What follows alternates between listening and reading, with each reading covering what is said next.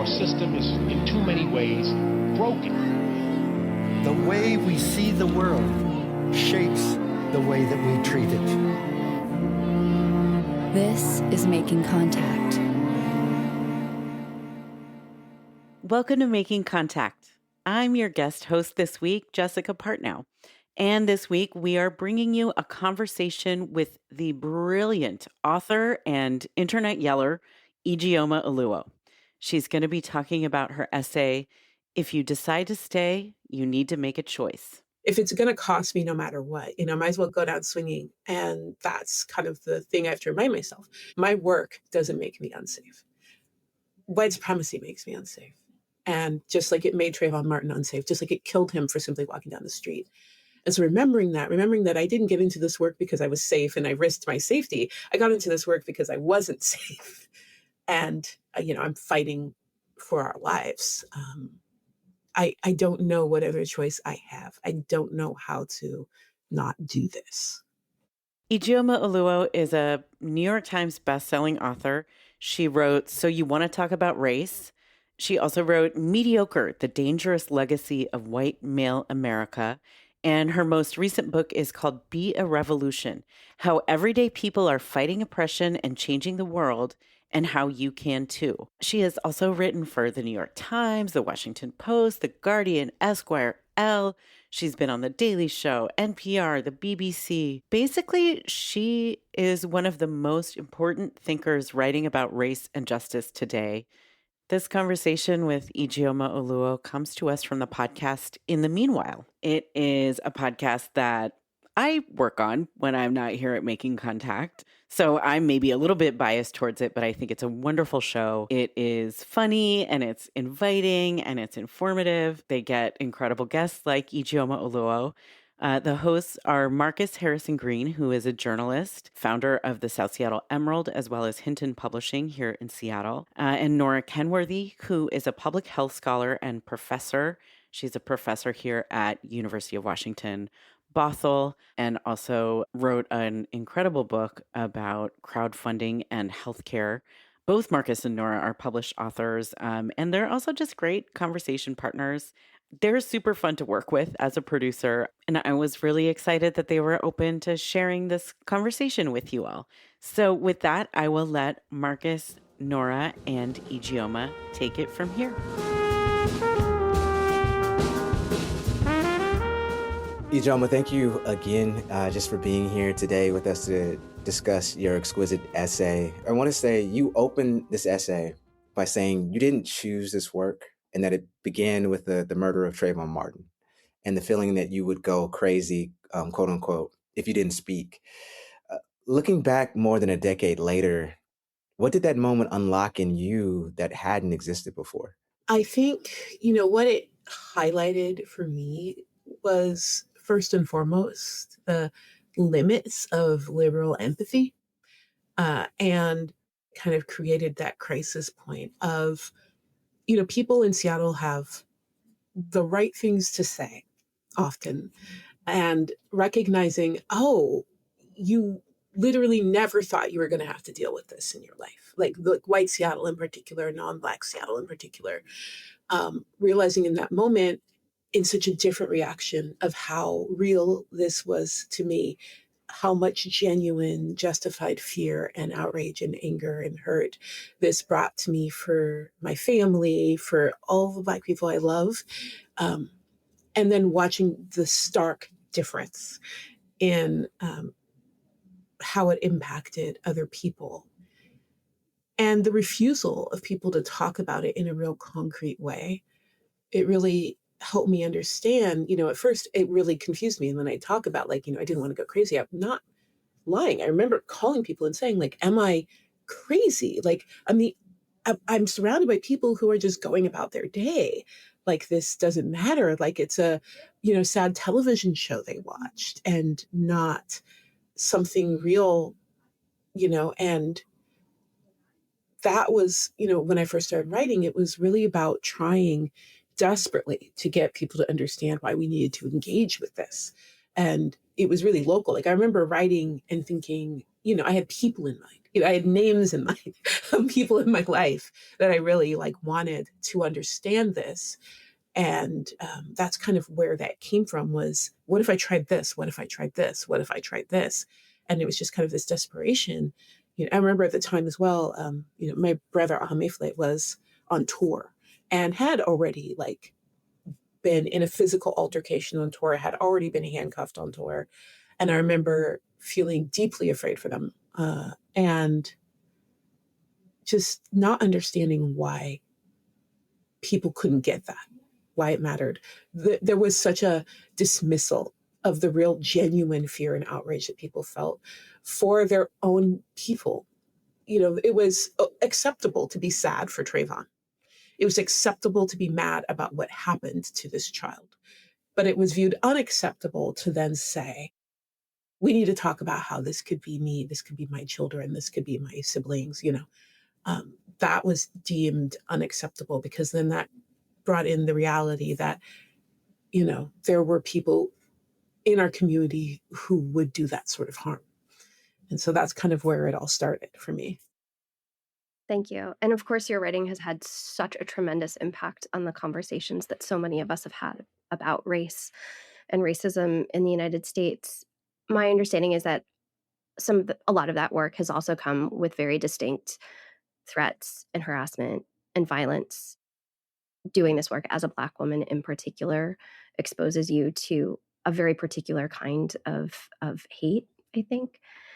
How have you come to measure the cost of speaking out and writing and continuing to write for survival oftentimes when the personal risk is so real?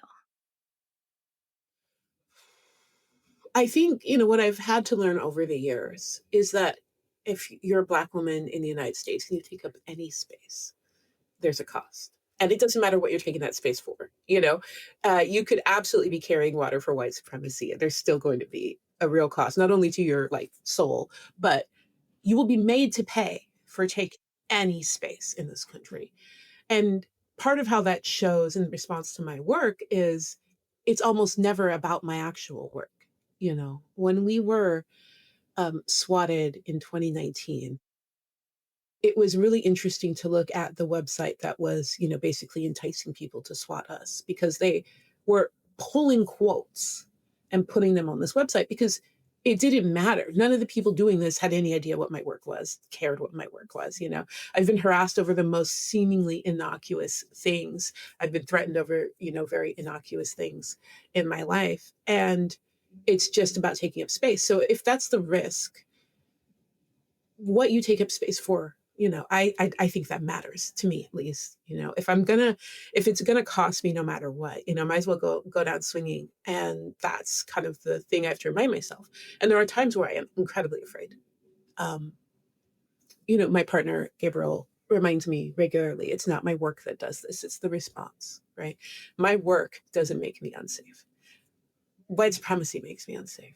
And just like it made Trayvon Martin unsafe, just like it killed him for simply walking down the street. And so remembering that I didn't get into this work because I was safe and I risked my safety. I got into this work because I wasn't safe. And, I'm fighting for our lives. I don't know what other choice I have. I don't know how to not do this. One of the things you write about or touch on in the essay is that many activists is something that many activists don't say publicly, but certainly feel, and that's that sometimes the deepest wounds come not from opponents, but from people inside the movement. When we bring our worst selves home to each other. So, why do you think movements that are fighting injustice can still produce such a painful internal conflict at times? I would say that's the case more often than not for people. When I talk to people who leave, it's the number one reason why they leave the work, why they stop doing it. Because there is a special kind of pain.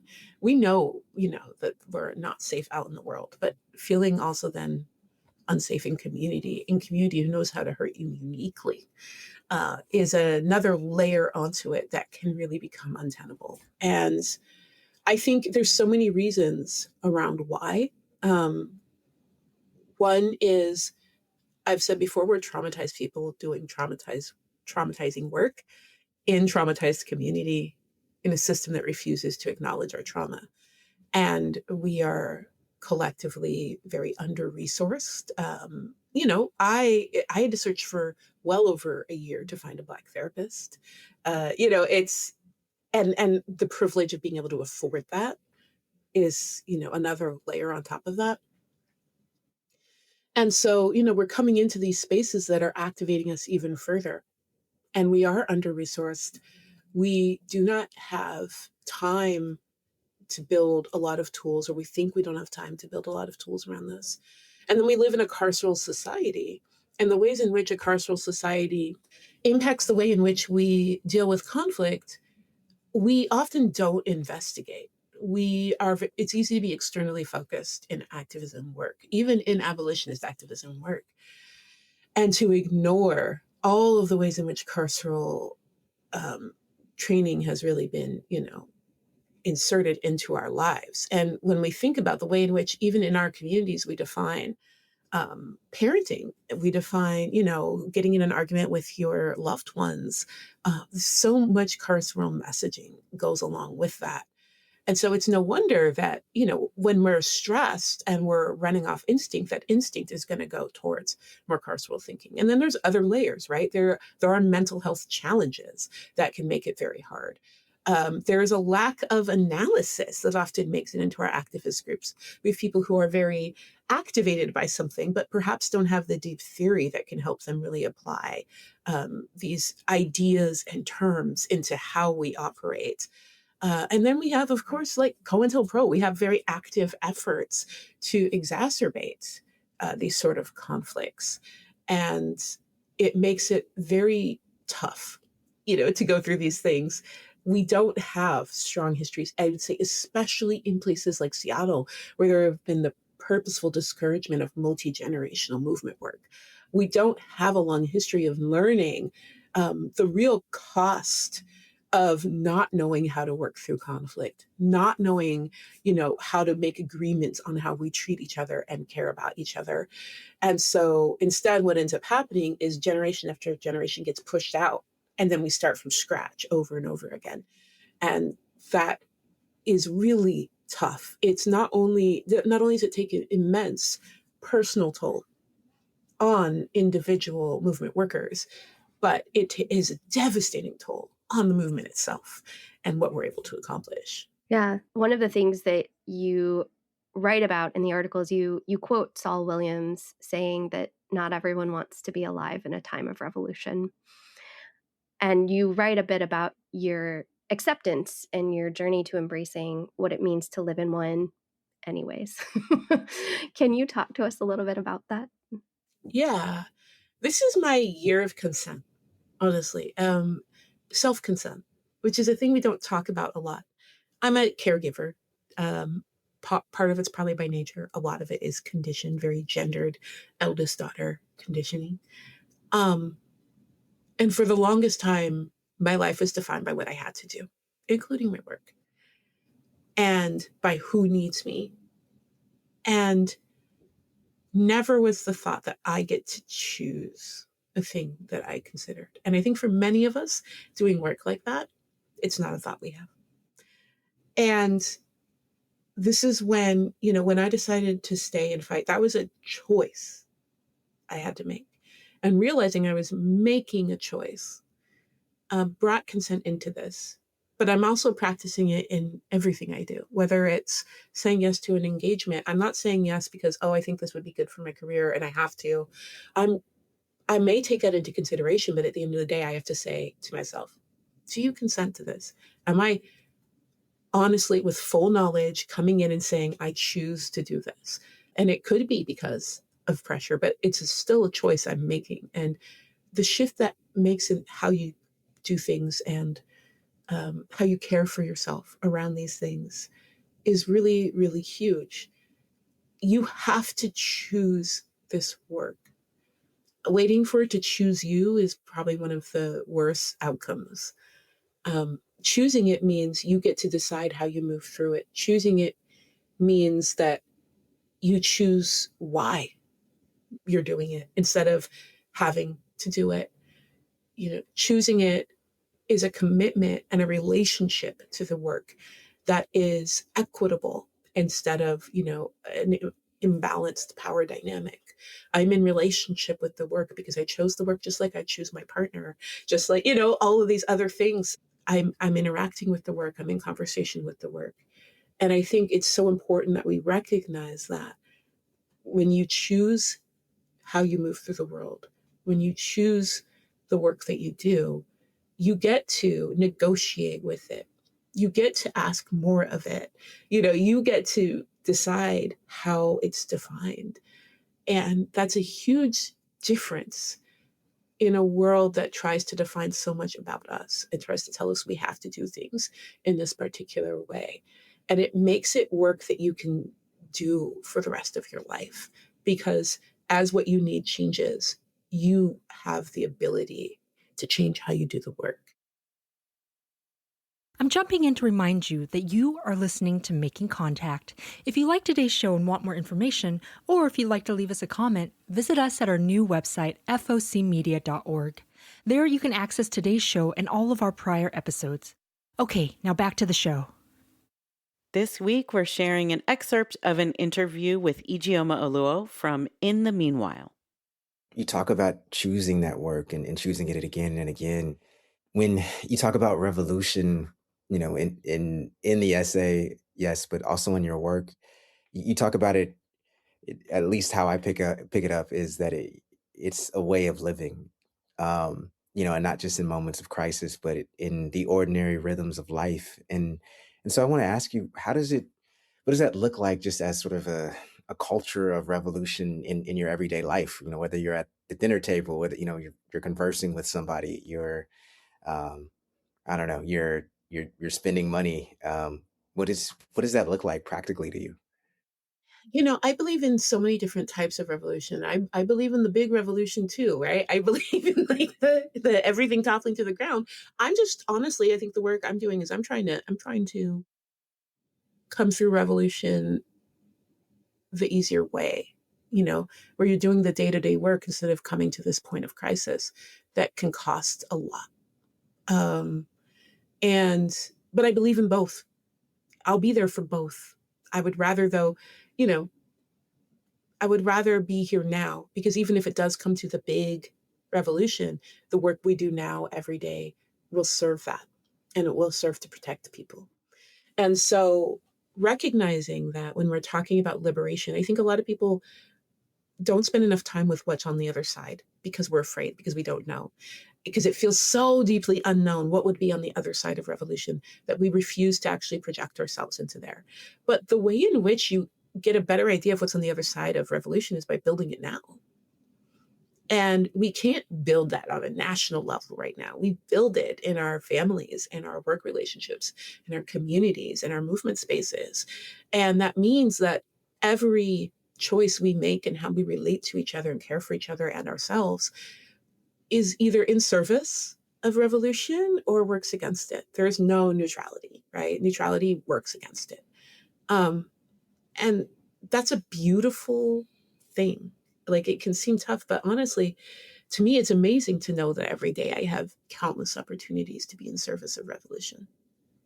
And that everything I do in service of revolution helps protect my people and helps us get a better idea of what the other side looks like, So for me, where I have the most power, where I can get closer to it, is often in my relationships. It's not just in my writing and in my work, but it is how I parent, it is how I deal with conflict with my partner. It's how I, as a business owner, deal with the people I work with. It's how I treat people when they're upset with me or seeking to harm me. All of these things are in service of revolution if you want it to be. And that just means really envisioning what you want this to be on the other side and building that now. And so for me as an abolitionist, that is a very clear set of principles that helps me kind of experiment within my relationships to see what works and what doesn't. Yeah, I often say that our abolition principles are most tested in the family and parenting realm. I remember when my daughter was 3 and learned to tell me it was her body, her choice at nap time every day. I wish I'd had you around to give me advice then. Um, I want to lean a little bit more into this place of faith, and talk about the end of the essay where you really write about the particular joy that can arise in choosing to stay and choosing to continue investing in these relationships, even in painful times. Um, we really like joy on this podcast, even though it's hard to come by these days. And so, can you articulate a little bit for us what kinds of joy you found in this work, um, and in kind of choosing to double down on it, that people outside of movement might not necessarily understand? Yeah. When I decided to stay, I had to decide how to design my presence in movement spaces so that I could. And I didn't decide to be a martyr. I didn't decide I'm going to suffer through it. That's not the choice I made. I had to figure out how to be able to stay. Part of the fight is figuring out how to make it work for you. And so for me, a lot of that was deciding to be my whole self. Knowing that I could be as careful as I could think of and still be her, it was kind of freeing in a way, because then the alternative is you could also just be yourself. And, at least you didn't hurt yourself in the process. And that meant for me really insisting on getting to know some of the people I was in movement spaces with better and letting them know me better. What actually is a safety issue, right? Getting to really know people instead of just taking them at their word, getting to learn through experiences with them, through understanding more of their lives. And I'm not saying you have to do that with everyone in a space. That would be overwhelming. You can build coalition actually without, friendly relationship. Absolutely. But the people you're doing the day-to-day work with, knowing them, whether you decide to become friends or not, is actually really important. And letting them know you is really important. We're fighting for our communities, and you do have to be in community. And so in doing that, it meant that for me, it was no longer acceptable to only see people at protests. It was no longer acceptable to only see people at actions, or in strategy meetings. If we were going to fight for our lives, we're also going to be able to celebrate our lives. And so I started showing up at people's open mics. I started showing up, and birthdays and all these other things that normally I would have said, I don't have time for, or energy for. Instead, I started viewing it as a huge part of the work. And what came through that is a built-in reminder of what we're fighting for, not just what we're fighting against. That's a really dark, bleak place to live in. What you're fighting for is the hope and the light and the joy and the love. And so building that, nurturing that, maintaining that has become a huge part of my work. And so I'm lucky. Not lucky, blessed. I'm really blessed in that I have these relationships that do feel deeply safe, not because they will never have conflict, but because I can be really open in what I need. And I think the people that I'm in relationship with in this work feel the same about me, and that we have made some agreements, in how we're going to work through things and talk through things. And we have a shared vision of the future we're fighting for. We have a shared joy that we're fighting to protect. And in that, it also means that as someone who is very neurodivergent and someone who does need a lot of alone time and downtime from social things, I'm also able to protect that in the work. So I'm able to say things like, I can't do all of these things and I will be gone for a while. Or they know now to say, oh, you showed up tonight. I know not to expect you tomorrow. I know that you're going to need that break, and it isn't a thing, and it isn't a big deal. And knowing, that you're cared for in that way and seen in that way, and that people understand that you taking that day where you don't show up is part of what allows you to show up fully the next time you're there, is a huge, huge part of like feeling seen and cared for. And I'm not overextending myself. And community, the community I've built, because they understand me and I've let them know me, they are invested in that as well. And it also, creates space for other people to bring their needs in. And so, I have community and friendship. I became a grandmother last year, and my oldest had a baby. And I would say at least 3/4 of the people that showed up for the baby shower were movement people, and watching all these people come with gifts, and my son was like, who are these people? Because, he's an adult. He doesn't live with me. He's just like, but they're so glad. They were like, oh my gosh, we got all these lovely gifts, like surrounded in love, all these people, calling themselves auntie and uncle, and like, to this baby, because that is part of the work and part of the community we've built. And I just felt so, it was so lovely to see my children surrounded in this love, because these people love me and I love them, and to see my grandchild surrounded in this love, and it's just kind of, like my brother has a show. There's going to be a whole, row of Kafias out there in the audience of people that, I've been doing movement work with that, want to support family. I love going to things, and watching what other people are doing. And I love, going on walks with some of the people that, I've been planning actions with and, marching with. And, it's nice to sometimes just go on a casual walk where someone isn't on a blowhorn, yelling slogans at you. And it feels really lovely, like to have that kind of community, and to not feel like you're going to suddenly be shocked. It's a community built deeply on shared morals and ethics and a vision for the future. And that does make it safer. And because we are close, because we actually care about each other, no one is sacrificed to the work. We don't make a decision that anyone's disposable. We don't make a decision that it's okay for any of us to burn out. We all check on each other and care for each other. And it just feels nice to have that kind of feeling of family. It's the first time I've honestly experienced it in my life. Yeah, well, we just want to say thank you for being so generous with your time today.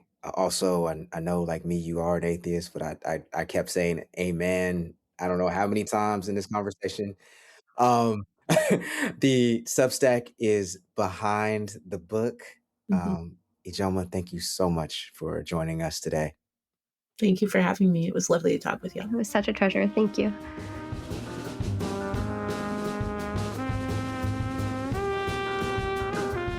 That was an excerpt from the podcast In the Meanwhile. That show is produced by me, Jessica Partnow, and it's hosted by Marcus Harrison Green and Nora Kenworthy, featuring music by Ahame Fule J. Oluo. Thanks so much to Ijeoma Oluo for her work and her words. You can find out more information about her books, writing, and activism, and the In the Meanwhile podcast on our website, focmedia.org. And that's it for Making Contact this week. Making Contact is produced by Frequencies of Change Media. Our executive director is Gina Chung. Jeff Emtman does the engineering, and Lisa Dionarain does digital media marketing. I'm your guest host, Jessica Partnow. Thanks so much for listening. KPFA, KPFK, KPFT, WPFW, and WBAI are part of the listener-supported Pacifica Radio Network, one of the few media organizations in the country with democratically elected boards. A donation of $25 or more between July 1st, 2025 and June 30th, 2026 makes you a voting member. That means you can help elect representatives to local station boards and the Pacifica National Board, helping guide outreach, fundraising, and the future direction of the network. To become a voting member, donate through your station's website before June 30th. For more information, visit elections.pacifica.org. You're tuned in to 94.1 KPFA, 89.3 KPFB in Berkeley, 88.1 KFCF in Fresno, and online at kpfa.org.